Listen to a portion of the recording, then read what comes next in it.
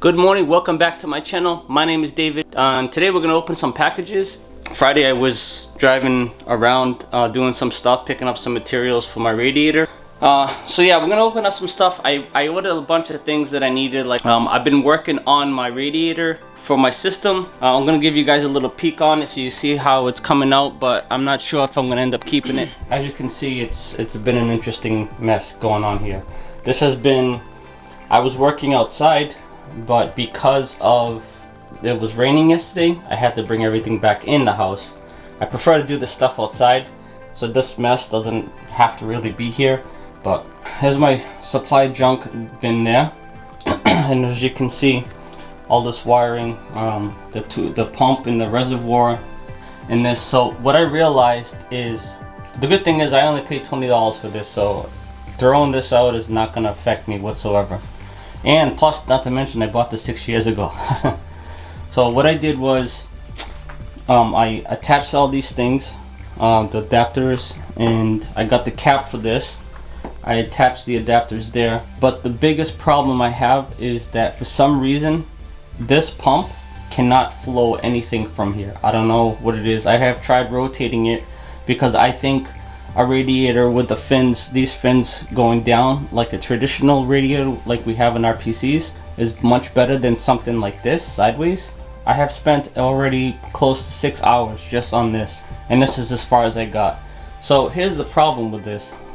This is obviously the intake, right? This would be where the water is already cooled off, right? This would be where the water is going in hot and then circulating here.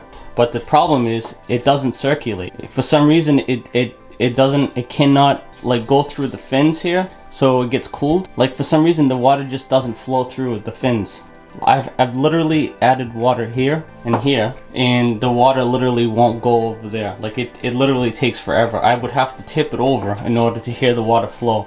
So what I did is I did an experiment, right? I added everything on this side only, okay? There's a tank there, and these are tanks also.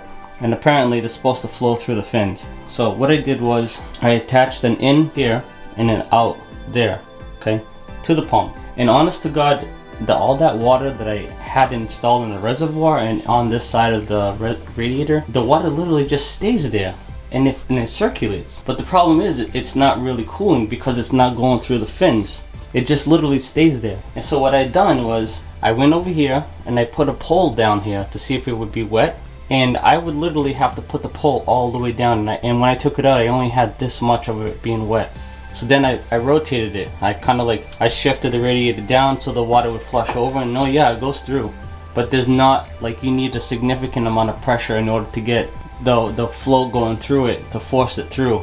And this pump does not have it, and I'm not going to spend $150 to have on another pump plus this one on top of it in order to get it to flow. That just makes no financial sense. What I'm going to do is I think I'm just going to throw this one out. I'm going to buy a 2-row radiator, and it's going to be upside down. So basically, instead of being horizontal, it's going to be vertical. So I looked for online and I found that the radiator I'm going to buy is a Honda Civic radiator, which is 100% aluminum, and it's going to be up and down. So basically, we're going to spit the hot water on top. The hot water is going to fall down through the fins, get cooled by the giant fan, and then come out into the CPU cool. I think that's the best thing to do. So if you look here, you can see that that's the radiator I was talking about. 100% aluminum. So you have all this here. All this is completely aluminum.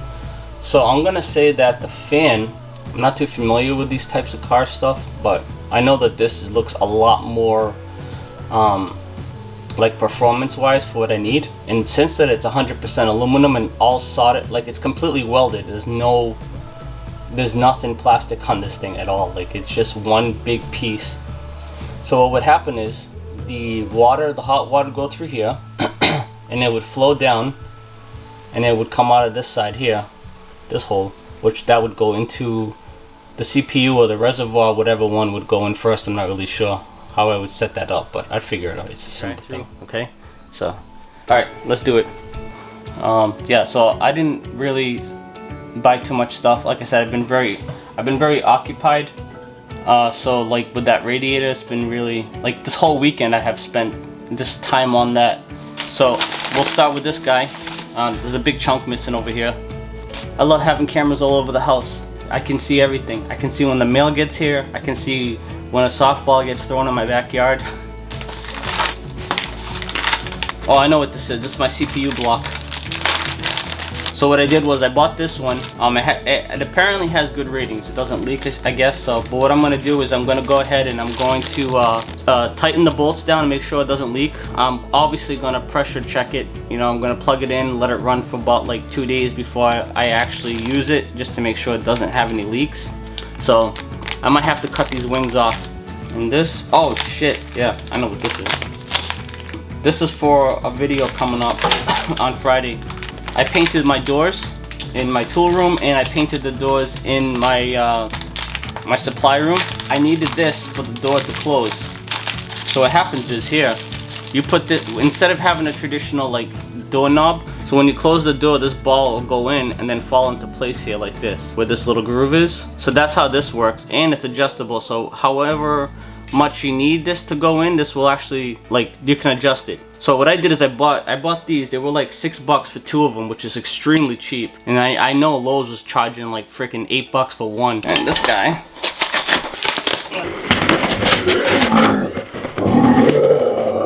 so this is the first time I bought this type of brand metallic. I don't remember the brand I used to buy, but I definitely wasn't Rust-Oleum. This one has that ultra covered prime crap, and I love the way metallic looks as an accent. So I bought one. I was on sale for $3.50.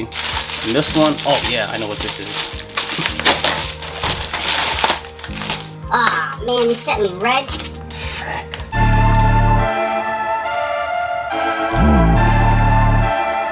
Well, that sucks. This was supposed to be blue or orange, not red. This is a PEX crimper. So what you do is you put like these little rings around. Here's a perfect example. You put these little rings around the pipes, and this is becoming the exact new standard of what everybody's using nowadays. And you squeeze it in this front piece, and it crimps that freaking thing so tight on my hoses. It crimps it tight. So when I do my water cooling, I'm gonna do everything with those PEX rings. Oh yeah, word. Dude, I have been wanting one of these for so long. So what this is, it's good to make like frames and stuff. It keeps it square. So basically when I built the door for where my fuse box is, I only had one of these. The real way to do it is to have 4. If you don't put 4, the chances are that thing is gonna be warped. So this actually went on sale for $10. And when I checked eBay, it was only $10 from China.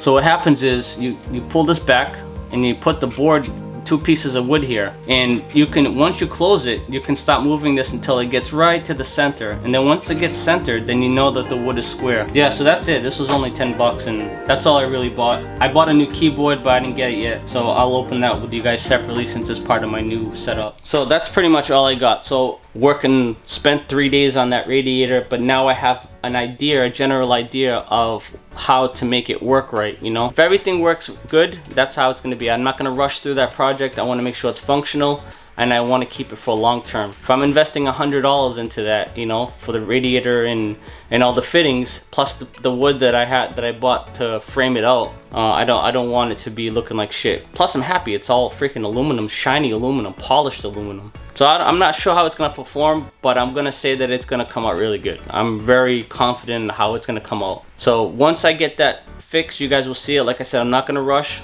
I'll talk to you guys soon. Thank you so much for coming to see my videos, and please subscribe if you haven't already. And don't forget to be kind to each other.